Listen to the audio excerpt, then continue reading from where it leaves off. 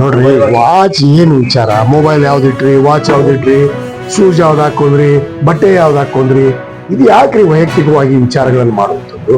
ಇವ್ರ ಮನೇಲಿ ಏನೇನಿದೆ ಹುಡುಕ್ರಿ.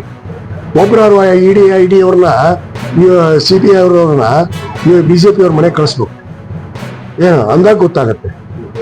ಏನು ಸುಮ್ಮನೆ ವಾಚ್ ಏನು ತಪ್ಪಾಯ್ತಾ? ವಾಚ್ ತಗೊಂಡ್ರೆ ಯಾಕೆ ತಗೊಳ್ಳೋ ಹಕ್ಕಿಲ್ಲ?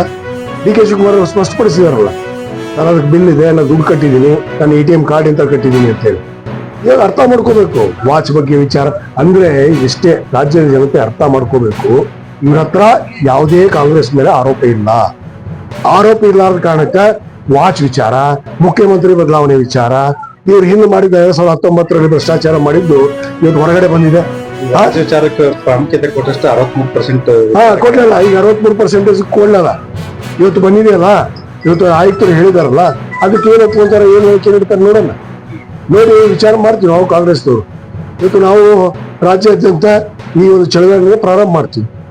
ಇವತ್ತು ಭ್ರಷ್ಟಾಚಾರ ಮಾಡಿದವರು ಯಾರು ಅಂತ. ಪ್ರತಿ ಬಾರಿ CM ಅವರು ವಾಚ್ ವಿಚಾರ ಕಳೆದ ಬಾರಿ ಕೂಡ ಅಂತ ವಾಚ್ ಹಾಕಿದ್ರು, ಅವಾಗೂ ಕೂಡ ಇಷ್ಟೇ ಚರ್ಚೆ ಆಗಿತ್ತು, ವಿವಾದ ಆಗಿತ್ತು. ಈ ಬಾರಿನೂ ಮತ್ತೆ ವಾಚ್ ಇಟ್ಕೊಂಡು BJP ಅವ್ರಿಗೆ ಯಾವುದೇ ವಿಷಯಗಳಿಲ್ಲ, ಡೈವರ್ಟ್ ಮಾಡೋದು. ಈಗ ರಾಜ್ಯದ ಜನತೆಯನ್ನು ಹೆಂಗ್ ಡೈವರ್ಟ್ ಮಾಡ್ಬೇಕು? ಹಿಂದೂ ಮುಸ್ಲಿಂ ವಿಚಾರ, ಧರ್ಮ ಆಧಾರಿತ ಮಾತಾಡುವಂಥದ್ದು. ಇವ್ರ ಹತ್ರ ಸತ್ಯಾಸತ್ಯತೆ ಮಾಡಲಿ, ನಾವು ಅಭಿವೃದ್ಧಿ ಮಾಡಿಲ್ಲ ಅಂತ ಬರಲಿ. ಇವತ್ತು ರೈತರಿಗೆ ಪರಿಹಾರ ಕೊಡುವಂಥದ್ದು, ಕಬ್ಬು ಬೆಳೆಗಾರರು, ಮೆಕ್ಕೆಜೋಳ ಬೆಳೆಗಾರರು ಇವತ್ತು ರಾಜ್ಯದಲ್ಲಿ ಹೋರಾಟ ಮಾಡ್ತಾ ಇದ್ದಾರೆ.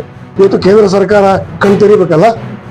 ಕೇಂದ್ರ ಸರ್ಕಾರ FRP ರೇಟ್ ಫಿಕ್ಸ್ ಮಾಡುವಂಥದ್ದು ಅವರಿಗೆಲ್ಲ ಅಧಿಕಾರ ಇರೋದು. ಮತ್ತೆ ಅವ್ರು ಮಾಡ್ಬೇಕಲ್ಲ, ಕೊಡಿಸ್ಬೇಕಲ್ಲ. ಹೋಗಿ ಎಷ್ಟೋ ಸಂಸದರು ಹೋಗಿದ್ದಾರೆ, ಬನ್ನಿ. ಯಾರು ಆ ನರೇಂದ್ರ ಮೋದಿ ಮುಂದೆ ಹೋಗಿ ಮಾತಾಡೋದಿಲ್ಲ. ಇವತ್ತು ಹೇಳಿಗಳು ಅಂತ ಹೇಳಕ್ ಇಚ್ಛೆ ಪಡ್ತೀನಿ ನಾನು. ಇವತ್ತು ಕೇಂದ್ರ ಸರ್ಕಾರದಿಂದ ರಾಜ್ಯ ಸರ್ಕಾರಕ್ಕೆ ಕೊಡಬೇಕಾಗಿರುವಂತಹ ಪಾಲು ಕೊಡ್ಲಿ. ನಮ್ಮ GSTಯಲ್ಲಿ ಎಷ್ಟು ಅನುದಾನ ಕೊಡಬೇಕು, ಇವತ್ತು ರೈತರಿಗೆ ಏನು ಅನುದಾನ ಕೊಡಬೇಕು, FRP ಫಿಕ್ಸ್ ಮಾಡಬೇಕು, MSP ಫಿಕ್ಸ್ ಮಾಡಬೇಕು, ಮಾಡಲ್ಲ ಇವರು. ಅದು ಬಿಟ್ಬಿಟ್ಟು ಸುಮ್ಮನೆ ನಿರಾಧಾರ ಆರೋಪ, ಜನರನ್ನ ದಾರಿ ತಪ್ಪಿಸುವಂತ ಕೆಲಸ. ವಾಚ್ ವಿಚಾರ, ಇನ್ನೊಂದು ವಿಚಾರ ಎತ್ಕೊಂಡು ಹೇಳ್ತಾರೆ. 19ರಂದು ಸನ್ಮಾನ್ಯ ಮುಖ್ಯಮಂತ್ರಿಗಳ ಉದ್ಘಾಟನೆ ಮಾಡ್ತಾರೆ. ಅದರ ಪೂರ್ವಭಾವಿ ತಯಾರಿಯನ್ನು ನಮ್ಮ ಶಾಸಕರು, ಜಿಲ್ಲಾಧಿಕಾರಿಗಳು, CO ಎಲ್ಲ ಅಧಿಕಾರಿ ಮಿತ್ರರು ಚೆನ್ನಾಗಿ ಆರ್ಗನೈಸ್ ಮಾಡ್ಕೊಂಡಿದ್ದಾರೆ. ಏನು ಬೇಕು, ಯಾವ ರೀತಿ ಆಗಬೇಕು ಅಂತ. ನಾವು ಬಾದಾಮಿಯಲ್ಲಿ ಇವತ್ತು ತುಮ್ಮನಕಟ್ಟೆಯವರು ನೇತೃತ್ವವನ್ನು ನಾವು ಎಲ್ಲದನ್ನು ಅವ್ರು ಪಾಲ್ಗೊಳ್ತಿರ್ತಾರೆ. HR ಮೇಟಿ ಸಾಹೇಬ್ರಿದ್ರೆ ಅವರು ನನ್ನ ಈ ಕೆಲವು ವಿಚಾರಗಳೆಲ್ಲ ಅವ್ರು ಮುಂದೆ ಮಾಡ್ತಾ ಇದ್ದಾರೆ, ಎಲ್ಲ ಬಂದು ಬೇಯಿಸ್ತಾ ಇದೆ. ಜಿಲ್ಲೆ ಎಲ್ಲ ಶಾಸಕರು, ಇಲ್ಲಿ ಬರ್ತಕ್ಕಂಥ ಜನ ಶಾಸಕರು, GT ಪಾಟೀಲ್ ಸಾಹೇಬ್ ಎಲ್ಲರೂ ಇನ್ವಾಲ್ವ್ ಇರುತ್ತೆ.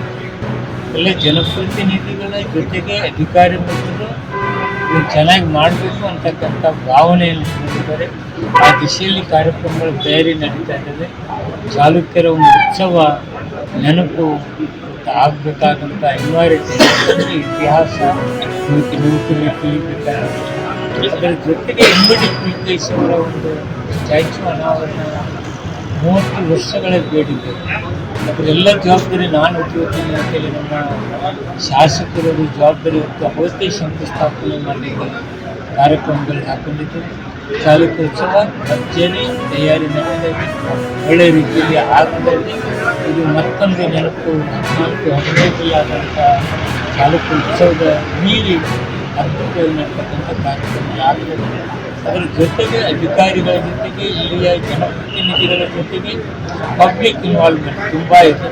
ಅವ್ರದ್ದು ಆಸಕ್ತಿಗೆ, ಆ ಆಸಕ್ತಿಗೆ ನಾನು ಏನಪ್ಪ ಇಷ್ಟೊಂದು ಆಸಕ್ತಿ ಇರ್ತಾರೆ ಈ ಜನ ಅಂತಕ್ಕಂಥ ಸರಿಪಡಿಸುವ ರೀತಿಯಲ್ಲಿ ಅವರೆಲ್ಲರ ಒಂದು ಆಸಕ್ತಿ ಇದೆ. ಇದಕ್ಕೆ ನಾನು ಧನ್ಯವಾದಗಳನ್ನು